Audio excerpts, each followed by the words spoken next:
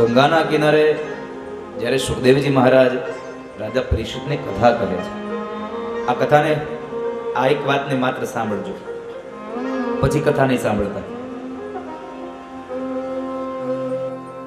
સુત નામના પુરાણી 88,000 શૌનક આદિ ઋષિ મુનિઓને કથા કહેતા હતા. કેટલું ઓડિયન્સ હતું?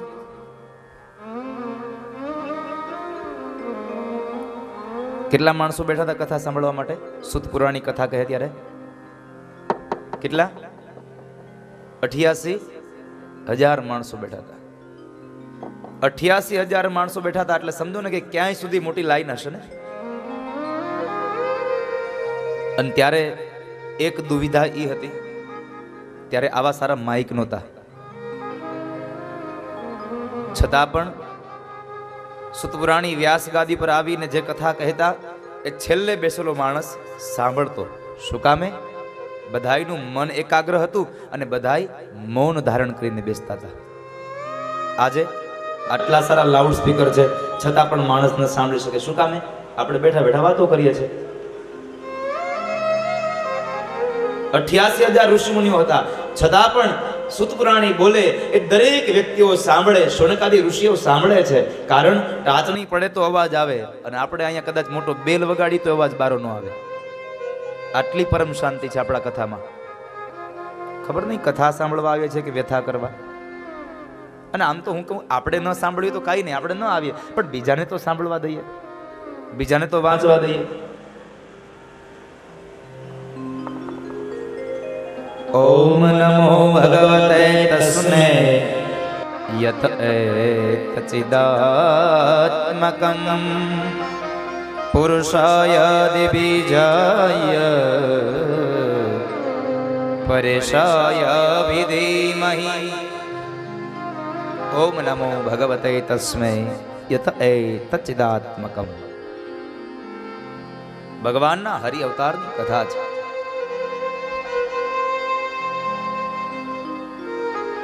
જ્યારે ચોથો તામસ નામનો મન્વંતર ચાલે છે ને એ અવતારમાં ભગવાનનો હરિ અવતાર થયો છે. ભગવાનનો હરિ અવતાર 2 વાર. એકવાર ધ્રુવજી મહારાજને દર્શન દેવા માટે, અને બીજી વાર આ ગજેન્દ્રનો ઉદ્ધાર કરવા માટે.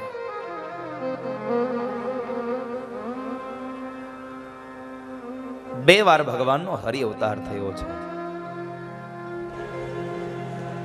બહુ કથા સમજવા જેવી છે. અહીંયા એક હાથીની કથા છે, એના પરિવારની કથા છે, પણ આમ જોવા જશું તો આ ગજેન્દ્ર મોક્ષની કથા. હું જ્યારે દ્વારકા અભ્યાસ કરતો હતો ત્યારે મેં મારા ગુરુજી પાસેથી આ વાત સાંભળી છે. જે માણસનો અંતકાળ નજીક આવે, બીમારીઓને લઈ અને માણસ ખૂબ પીડાતો હોય,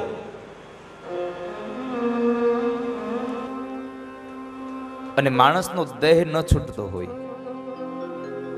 ત્યારે વિદ્વાન બ્રાહ્મણોને બોલાવી અને જે માણસ પથારીવશ પડ્યો છે, મૃત્યુની રાહ જુએ છે, એની પાસે જો ગજેન્દ્ર મોક્ષનો પાઠ કરવામાં આવે તો એ માણસનું મૃત્યુ નહીં, એ માણસનો મોક્ષ થાય છે. ગજેન્દ્ર મોક્ષ એની કથા છે. ગજેન્દ્ર એટલે આ જીવાત્માનો મોક્ષ થાય છે. મરે તો આ શરીર છે, જીવાત્માનો તો મોક્ષ થાય છે.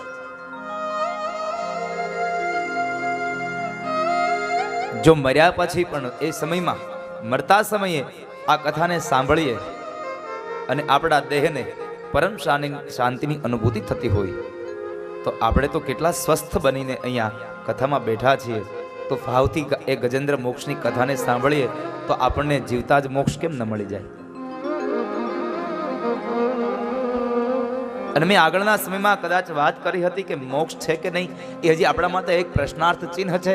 પણ અહીંયા જીવીએ છીએ એ જીવનમાં આપણને કોઈ પણ પ્રકારની આશાઓ ન રહે, કોઈ પણ પ્રકારની વેદનાઓ ન થાય. એટલે સમજો આ જગતમાં આપણને જીવતા જ મોક્ષ મળી ગયો. મર્યા પછી તો કોને ખબર શું થાય છે. મર્યા પછી મોક્ષ મળે એના કરતા જીવતા જ આપણે મોક્ષની અનુભૂતિ કરી લઈએ, મુક્તિની અનુભૂતિ કરી લઈએ. એ કૃષ્ણના ચરણારવિંદમાં આપણી ભક્તિને સમર્પિત કરીએ, આપણા મળેલા આ મનુષ્ય અવતારને સમર્પિત કરીએ. એ કેટલો નિરાળો છે સાહેબ. એની એક એક વાત નિરાળી છે, એની આંખ નિરાળી, એનું મુખ નિરાળું, એની વાંસળી નિરાળી. અરે જેના દ્વારા એ વાંસળીને વગાડે છે એ પણ નિરાળું છે સાહેબ. કેટલો દયાળુ છે. ઈ બોલે એ પણ નિરાળું છે, એ સાંભળે એ પણ નિરાળું છે, એ જે કર્મ કરે એ પણ નિરાળું. એટલે મારા કવિઓ લખે છે સાહેબ, વલ્લભાચાર્ય મહારાજ લખે છે, વચનમ મધુરમ ચરિતમ મધુરમ વસનમ મધુરમ વલિતમ મધુરમ ચલિતમ મધુરમ ભ્રમિતમ મધુરમ મધુરાધિપતે રખિલમ મધુરમ. એનો વેણુનો નાદ મધુર છે. એ કૃષ્ણ ચાલે એ પણ મધુરો છે.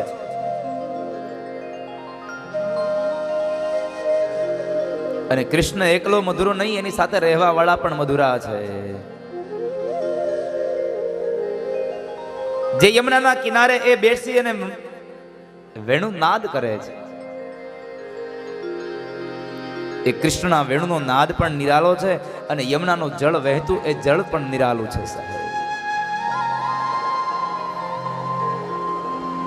એને પહેરેલી ગુંજાની માલા છે એ પણ મધુર છે. શું શબ્દો લખ્યા છે.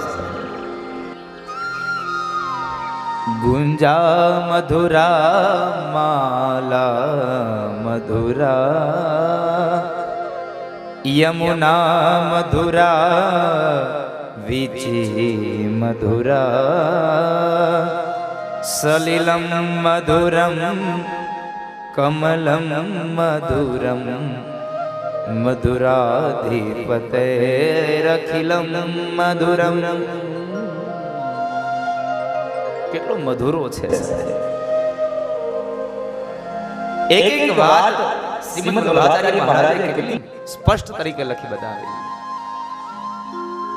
વેણોર મધુરો રેણુર મધુર પાણીર મધુર પાદો મધુર નૃત્યમ મધુરમ સખ્યમ મધુરમ મધુરાધિપતે રખિલમ મધુરમ.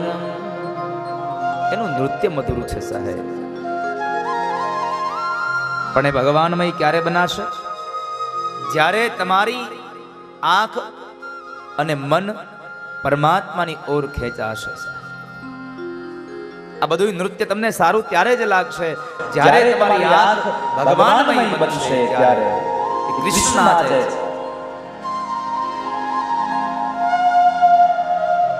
કેટલો તાલ લઈને કૃષ્ણ નાચતો હોય છે સાહેબ.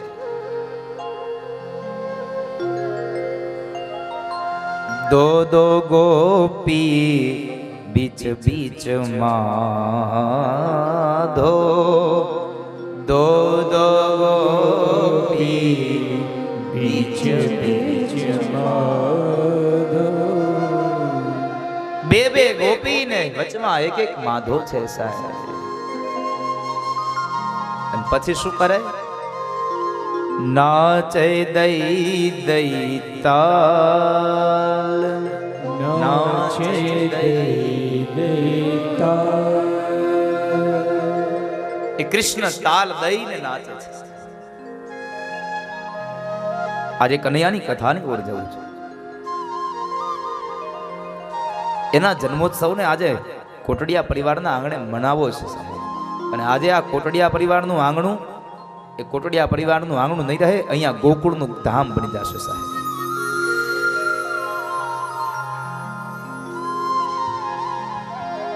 આપણે કેટલા ભાગ્યશાળી છીએ કે આપણે કનૈયાના દર્શન કરવા માટે ગોકુળ મથુરાની યાત્રા કરીએ, પણ આપણે કેટલા પુણ્યશાળી બન્યા, કૃષ્ણ સામે ચાલીને આપણને દર્શન દેવા આવી રહ્યું છે, આજે આપણા ઘરે આવી રહ્યું છે.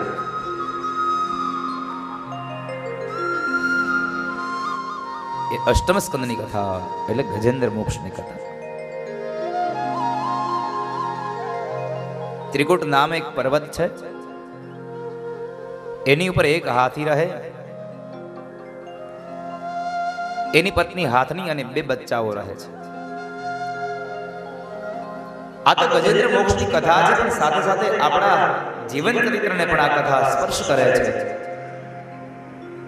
આપણા જીવનને પણ આ કથા થોડી કઈક સંદેશો આપે છે. આ ગજેન્દ્ર એટલે જીવાત્મા.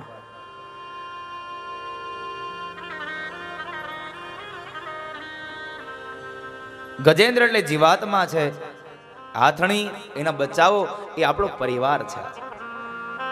ત્રિકુટ પર્વત એટલે સત્વગુણ, રજોગુણ અને તમોગુણનો એક પર્વત છે, એટલે આ સંસાર છે. અને આ સંસારની અંદર જ્યારે એ જીવાત્મા રહે છે ત્યારે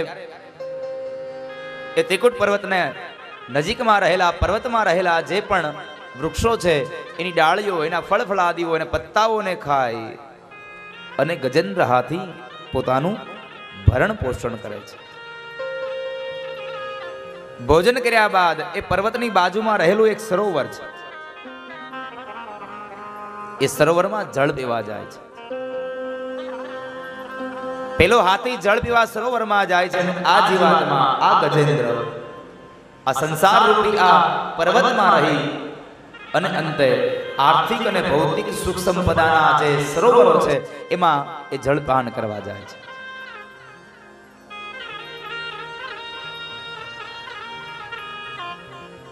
આર્થિક અને ભૌતિક સંપદા.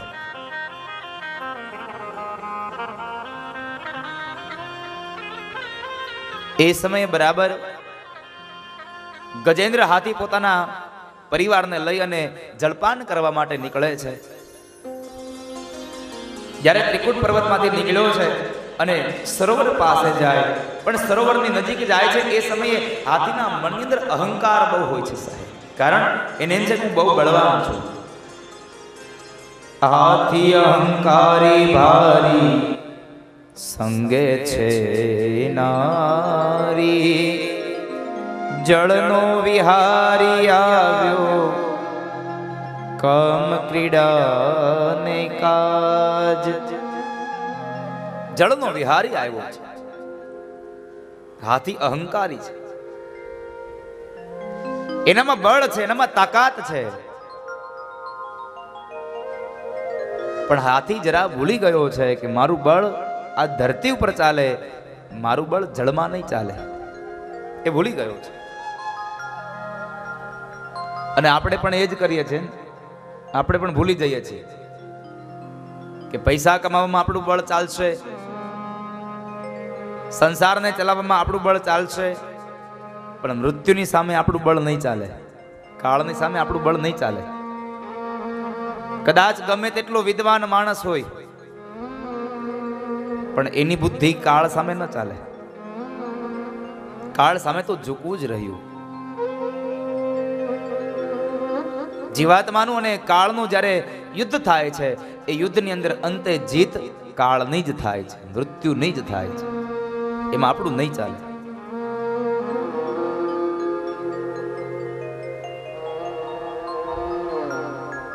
એના માટે બસ એટલું થઈ શકે કે તમે જેટલું બને એટલું પરમાત્માનું યજન કરો, અને એ યજન દ્વારા મૃત્યુ છે, જે કાળ છે, એ તમને વેદના ન આપી શકે. જીત ભલે એની થાય પણ તમને વેદના ન મળે. ઈશ્વરનું યજન કરજો, પરમાત્માના નામનું સ્તવન કરજો.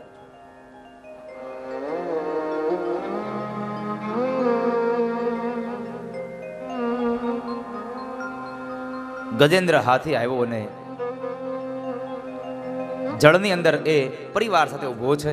જળપાન કરી અને એકબીજાની સૂંઢ વડે પાણી ભરાવી અને એકબીજાને ભીંજવી રહ્યા છે. એકબીજાને ભીંજવે છે.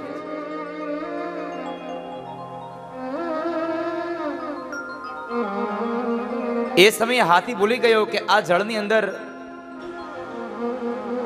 અહીંયા ઝુંડ રહે, મગરમચ્છ રહે, જો મારો પગ પકડી લેશે તો હું પછી બહાર નહીં જઈ શકું.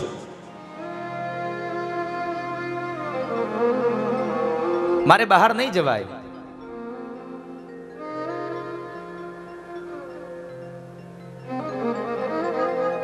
એટલે એ ભૂલી ગયો છે. અને એ સમયે બરાબર જ્યારે જળક્રીડામાં એટલો મદોન્મત્ત બન્યો ત્યારે એક મગરમચ્છે આવી અને હાથીનો પગ પકડ્યો છે.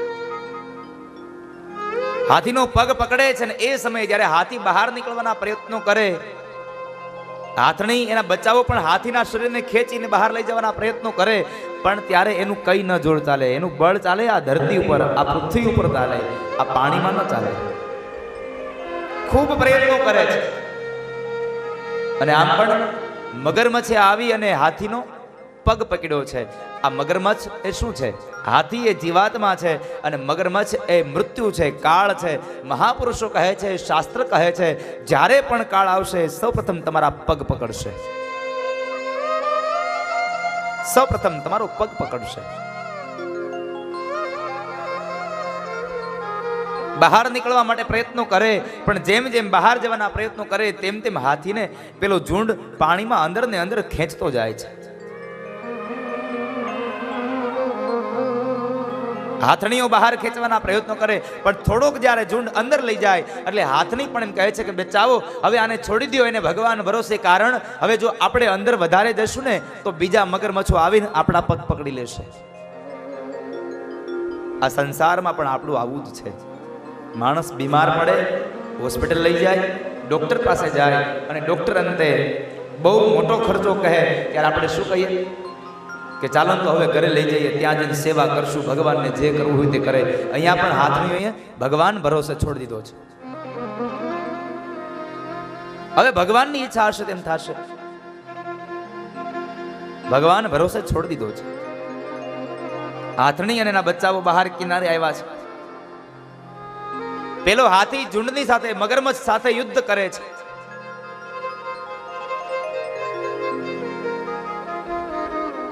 પણ અંતે પેલો હાથી મગરમચ્છ દ્વારા જળના મધ્યમાં ખેંચાયો. જ્યારે એક પછી એક અંગ ડૂબવા લાગ્યા અને જ્યારે મૃત્યુ સામે દેખાયું ત્યારે એમણે ભગવાનને યાદ કર્યા છે. અને આપણે પણ આજ કરીએ છીએ. જ્યાં સુધી આ શરીર ચાલે ત્યાં સુધી પરમાત્માને યાદ ન કરીએ, ત્યાં સુધી ઈશ્વરને યાદ ન કરીએ. આપણે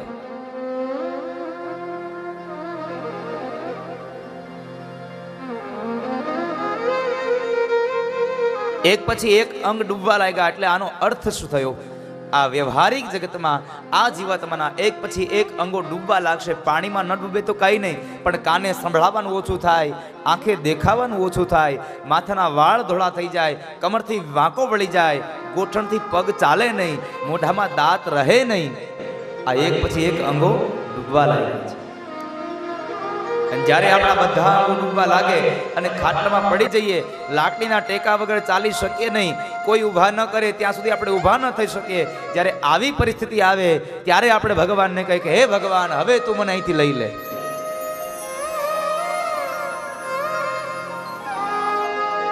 તું મને હવે અહીંથી લઈ લે. અને શું ભગવાનને પ્રાર્થના કરે ગજેન્દ્ર? હે ગોવિંદ હે ગોપાલ अब तो जीवन हारे. गोविंद है गोपाल अब तो जीवन हारे. हे गोविंद है गोपाल अब तो जीवन हारे. गोविंद है गोपाल अब तो जीवन हारे. हे गोविंद राखो शरण अब तो जीवन हारे. गोविंद राखो शरण अब तो जीवन हारे. हे गोविंद राखो शरण अब तो जीवन हारे. हे गोविंद राखो शरण अब तो जीवन हारे.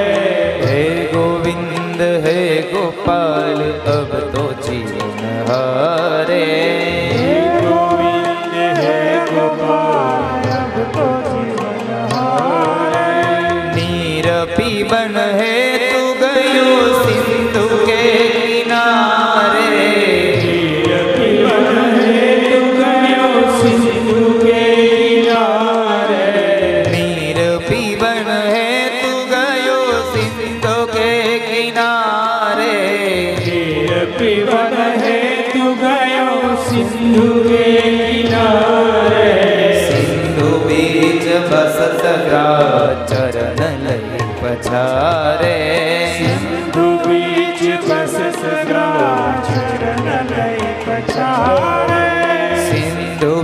બીચ બસત ગ્રામ ચરણ લઈ પછારે સિંધુ બીચ બસત ગ્રામ ચરણ લઈ પછારે હે ગોવિંદ હે ગોપાલ કબ તો જીવન હારે હે ગોવિંદ હે ગોપાલ કબ તો જીવન હારે નીર વિમન હેતુ ગયો સિંધુ કે કિનારે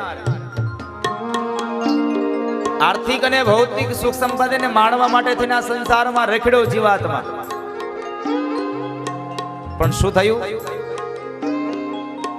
સિંધુ બીચ બસત ગ્રામ ચરણ લઈ પછારે સિંધુ બીચ બસત ગ્રામ ચરણ લઈ પછારે આ સંસારની મધ્યમાં રહેલો એક સરોવરમાં રહેલો એક કાળે આવીને પગ પકડીને પછાડ્યો જીવાત્માને પછાડ્યો તો ખરો પણ એને આ જીવાત્મા મૃત્યુની સાથે યુદ્ધ કરે છે કેટલું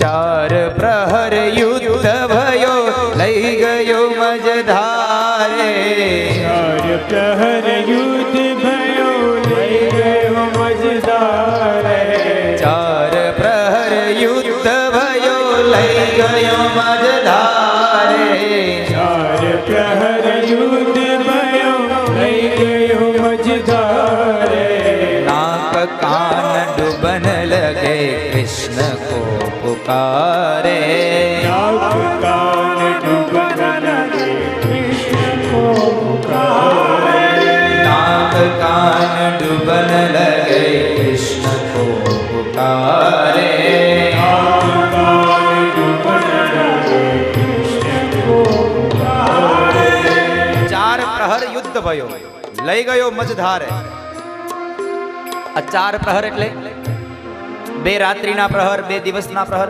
નહીં આ મનુષ્ય અવતારના ચાર પ્રહરો ચાર પડાવો છે બાલ્ય અવસ્થા કૌમાર અવસ્થા યુવાની અવસ્થા અને છેલ્લે વૃદ્ધાવસ્થા આ ચાર પ્રહરો છે આપણા બાળક જન્મે અને મૃત્યુ પામે ત્યાં સુધી એ રોજના માટે એક એક ક્ષણ એ મૃત્યુની સાથે લડે છે કારણ કે ક્યારે મૃત્યુ આવી જાય એનો કોઈ ભરોસો નથી કારણ મહાપુરુષો કહે છે કે દરેક જીવાત્માની પીઠ પાછળ મૃત્યુ બેઠું છે ક્યારે પકડી લેશે એનો કોઈ ભરોસો નથી સાહેબ ચાર પ્રહર યુદ્ધ ભયો અને અંતે લઈ ગયો મજધારે કાળની સાથે તમે ગમે તેટલું લડો પણ અંતે લઈ જશે તમે ત્યાં જ એમાં કોઈ સંશય નથી અને જ્યારે નાક કાન ડૂબવા લાગે ત્યારે તમે કૃષ્ણને યાદ કરો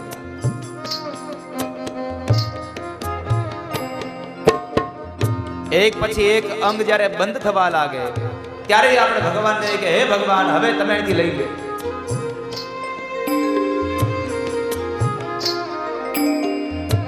જ્યારે આપણી કાર્ય ન ફાવે ત્યારે આપણે ભગવાનને યાદ કરીએ આપણે કોઈ પણ આપણા સંસારનું આપણા વ્યવહારિક જગતનું કામ કરીએ ને જ્યાં સુધી આપણા એકલાથી થતું હોય ને ત્યાં સુધી આપણે કોઈની મદદ ન લઈએ કારણ ન કરે ને કદાચ કોઈક મારો યશ લઈ જાય તો કોઈક એમ કહે ને કે અમે આ કરાવરાયું હતું અરે ભાઈ રેવા દો ને હવે તમે તો પછી આવ્યા હતા બધું પતી ગયું હતું માણસ પોતાનો યશ ન આપી શકે કોઈને પણ જ્યારે ન થાય ત્યારે ભગવાનને યાદ કરે અને જ્યારે મૃત્યુ સામે દેખાય ને ભગવાનને યાદ કરીએ સામે ભય હોય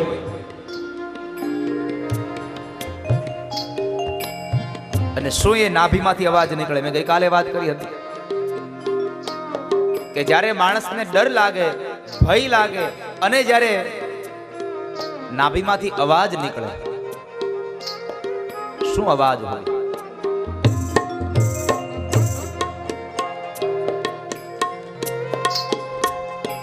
એક માણસની પાછળ એક કૂતરું દોડે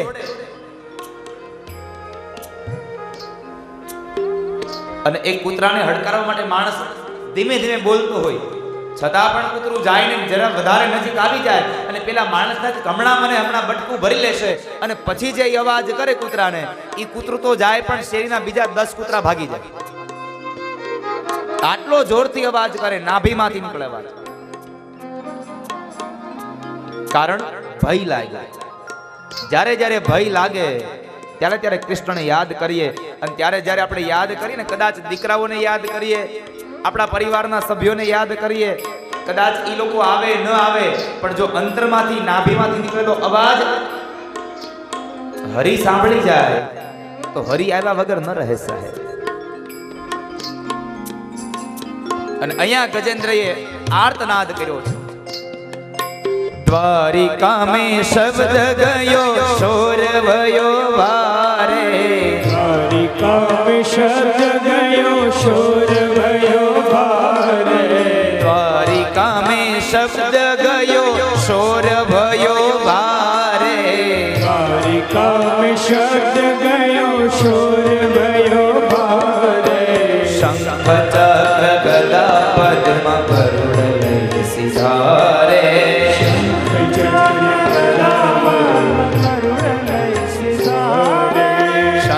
चक्र गदा पद्म गरुड़ लय सिधारे, चक्र गदा पद्म गरुड़ लय सिधारे, हे गोविंद हे गोपाल अब तो जीवन हारे, हे गोविंद हे गोपाल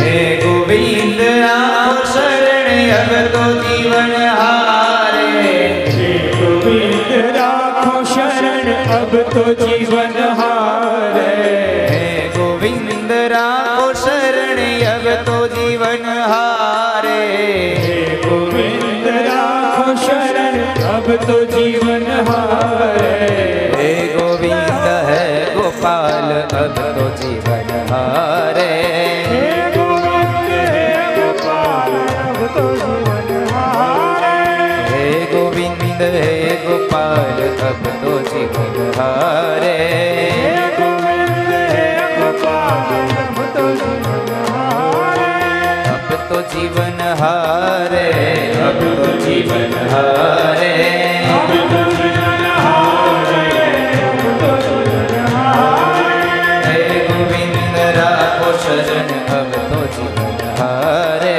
हे गोविंद राखो शरण अब तो जीवन हारे, गोविंद बोलो तमे गोपाल बोलो, गोविंद बोलो तुम्हें गोपाल बोलो, गोविंद बोलो तमे गोपाल बोलो, गोविंद बोलो तुम्हें गोपाल बोलो, गोविंद बोलो हरि गोपाल बोलो, गोविंद बोलो हरि गोपाल बोलो, गोविंद बोलो हरि गोपाल बोलो, गोविंद बोलो हरि गोपाल बोलो, हे नाथ नारायण वासुदेवा, नाथ नारायण वासुदेवा, हे नाथ नारायण